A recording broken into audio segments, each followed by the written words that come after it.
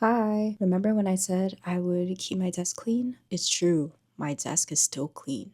I think it's been like a month. Here's Shippo, and that was Nori on the cat bed. I feel like it's been a while since we've used alcohol markers, but today I got this new kit from Arts. It's the 90 marker set, saturated colors, and I'm really excited to try them. Here's all the colors in their glory. All of their boxes come with this swatch sheet. To be honest, I used to be one of those people that swatched the entire thing and referenced it the entire time I was drawing, but these days I just wing it. I don't even use the swatch sheet anymore, whatever. I think it's because I know that different papers react differently with drawing materials, so it really just depends on what you're using. Today I'll be using my sketchbook. This is one that I've designed, so you can actually get it on my website at pqr.com. I love that the pages are bleed proof, so for me that's really important when I'm using alcohol markers. But I will say this sketchbook, it's using the smooth paper. It doesn't react quite the same as regular natural paper. I feel like this paper absorbs the ink, but it also layers the alcohol on top, so you won't get a smooth blending effect. But for today, I just want to show you guys 3 ways that you can use the markers without the blending effect. So you know how I said I don't use the swatch card? It's because I swatch directly into my sketchbook. This paper makes a lot of the colors look kind of light, so I do wonder if these colors will come out differently in a different type of paper, but I'm okay with the light color because I use it to set a base. Usually I like that it's light because some of the other alcohol marker brands that I have come out too dark, but this one, there's a lot of yellow and green tones that are really light and pastel, and I kind of love that. So my approach is usually to swatch all the colors first, not literally all the colors, but all the colors that I want to use, and see which tones, which hues do I want to use on my piece. And then I like using the chiseled side of the markers, and I just go at it like it's a paintbrush. I like that it's like this square kind of texture when you use the chiseled side.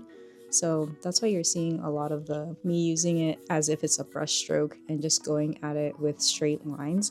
I think that's a really fun texture that I personally like to try. For this warm-up piece, I'm going to draw a fruit. I'm doing a pear, and I think fruit is a great way to warm up because the shapes are generally basic. Like you get really round shapes, you get circles and ovals, and maybe the leaves are a bit more triangular. So that's what I recommend if you just want to warm up and don't be too perfect with it, you know? Like I'm being quite messy with this piece. I'm just kind of scribbling and using the straight motions to get that brush stroke, but I'm not worrying too much about the color because I'm layering on top as I go. And in my mind, I'm just keeping track of, okay, what are the areas that I want to keep light and dark? So yeah, I just go about it in that way. If you have no idea what I'm talking about, use a reference. I'm actually referencing a picture of a pear right now. So in that reference photo, you can see where the light is, where the darkness is, and then go about it like that. I think for me, color is something that is kind of hard and I struggle with a lot. I'm always like, okay, what color should I pick? I have no idea. I think the easiest approach is obviously to just use your reference one for one and just pick the colors that you see in the reference. But if you want to stray a little bit away, then just think of it as different shades. So if you want to pick a dark color for the shading areas, you can pick any color really. And then for the light colors or the lighting, am I making sense? Like in the light areas, choose a lighter color, but stick to those colors. Like for me, I wanted the yellows to be the dark areas in the pear, and then for the light areas, I use like a little bit of a pale green. And for the background, I just use a complementary color, so the purple will make the yellow pop. I love creating these borders around the illustration because it just makes this contained feeling. I don't know. If you notice in a lot of my sketchbook drawings and tours, I love to draw squares and create these containers around my illustrations. It allows for some layout. It allows for, I don't know, like a pleasing look to the eye. It feels editorial. It feels elevated. So that's what I'm doing here. It's something you can try. You can even go in with a dark marker and add extra shading. So that's what I'm doing here. I'm just adding extra shading. And like I said, you can use the chisel side, which is just like more brush-like in my opinion. But then there's a literal brush side. So I'll use that if I want to add a bit more details. All right, my desk is kind of crazy. I have a lot of markers, but here is the final pear piece. I'm pretty happy with it considering it's a warm-up piece. So for this next one, I'm going to use the brush side, and in light of the new year coming up, the Lunar New Year, it's the fire horse. So I'm just gonna doodle some horses. You know how horses are one of those things that are kind of hard to draw because their limbs are so, you know, their limbs. But I'm gonna make some noodle horses. The limbs are not going to be very accurate. They're just going to be blobs and very cute. But I think that is the delight of drawing in this style, is everything I make is simplified, and personally I like that. That makes me happy. I use the brush side to outline where the horses are going to be, and then the chisel side so that I can get a large surface of coloring. And it's just easier to color with a chisel in my opinion. But I think if you're someone who's more exact, then you can use the brush to color in. But I think personally, my style is a little bit messy, so I like that I can be messy with chiseled. Because this book has a paper that's really thick and bleed proof, it does this layering effect. So I don't have to worry about adding too much ink to one area and then it being too dark. I can just kind of go over it. Like here, I'm getting a really light green and I'm just going over the entire thing, but it feels like it's not ruining the piece in my opinion. So I'm just gonna lay this green base to give the horses this like cool effect. Cool as in color cool. And then I'm using the brush tip to do this stippling and dotting effect. And I'm just gonna keep doing that.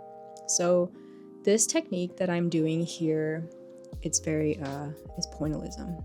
I haven't done this in a hot minute. I feel like I don't know, I like in my work, I definitely don't do this technique at all, but I thought it would be fun for this. So essentially what you do is just get a bunch of dots and keep dotting it. Keep dotting it until you start seeing color variations, you start seeing shading and light value. So my plan is to dot the lighter color around the horses to create this like glow effect. And then as you stray further away from the horses, I'll add darker colors. So keep layering with light colors and go darker and darker and darker. So this is like the dark color that I'm using to just stipple the edges. That's the right word, right? Stipple. It's kind of therapeutic. You just keep going. And then what I like to do is step back and kind of squint and look at the painting or the drawing and see if I need a bit more of like a certain color or a bit more of some shading or lighting. And then once I do that, I'll go back with the brush and be very careful, the brush tip. And now I'll do the details of the horse. So this part is probably the most precise that I have to do versus like so far what we have done has been very messy and doesn't have to be so precise.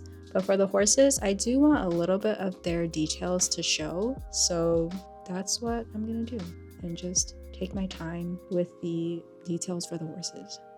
Do you guys have New Year goals? I think I'm someone who always plans the beginning of the year. I mean, January is the time for people to start reflecting, like, what are my goals for the year? What do I want to do this year? What do I want to change from last year? I'm someone who sits down and actually plans my entire year. Like, I plan from January to December, and I know exactly what events I'm going to. I think it's also easier because my profession requires me to book for certain events, and so I'll go to those events. So I will know like in July what I'm doing, and if it's a specific event, then I have to plan merchandise around it. I have to plan like a collection around it. So that is, yeah, that's what I do at the beginning of the year. I also think about what do I want to make in the new year. Especially as an artist, I just want to try new things. So I plan what I will be making, what are the things I want to challenge myself with, what are the things that I want to remind myself not to do. So for example, I need to stop chasing shiny things. I think I'm someone who works on too many projects. So I need to think about what are the projects that are most important to me and just focus on those and finish things one at a time instead of jumping ship a bajillion times.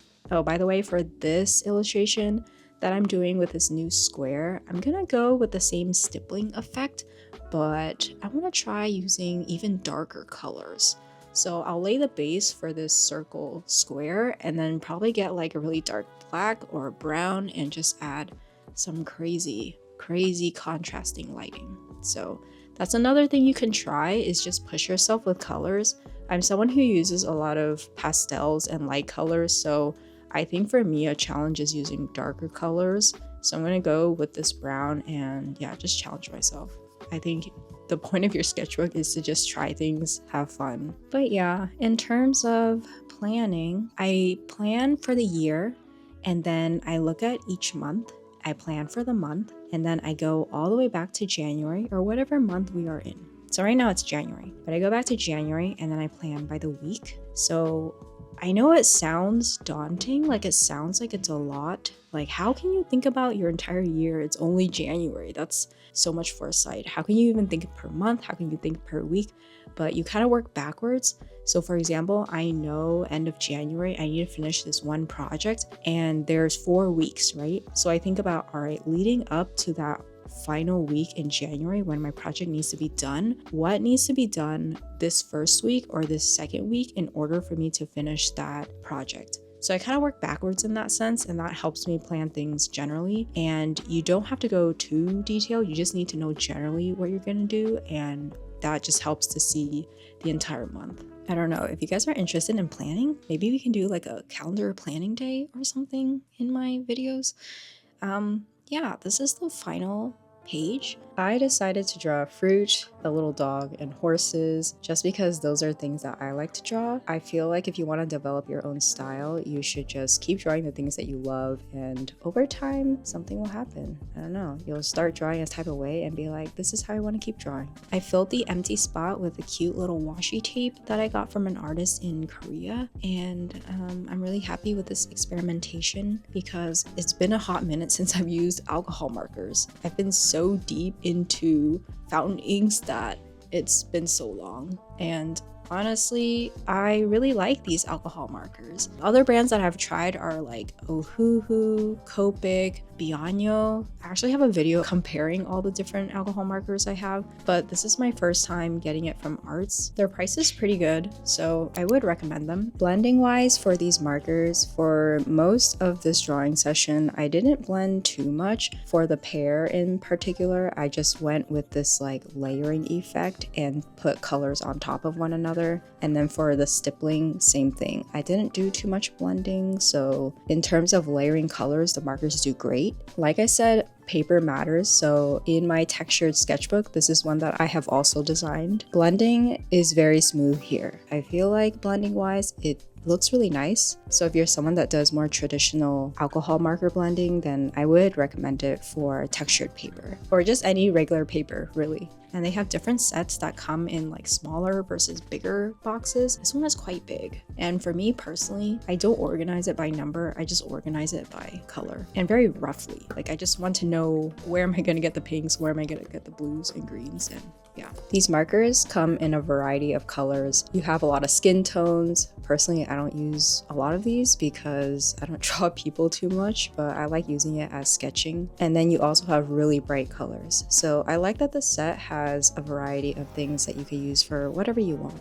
Oh, by the way, the box can be stored like this on its side. This is actually better for your markers because the flow of ink will be distributed and it saves desk space. I don't know why I didn't discover this until later, but here it is. Thanks so much for watching. I hope you guys enjoyed that. Is anyone still using alcohol markers? Do you want a comparison video with all my marker types again? Or are you the type to use paint markers? Or do you use fountain inks still? Or are you just here for the vibes?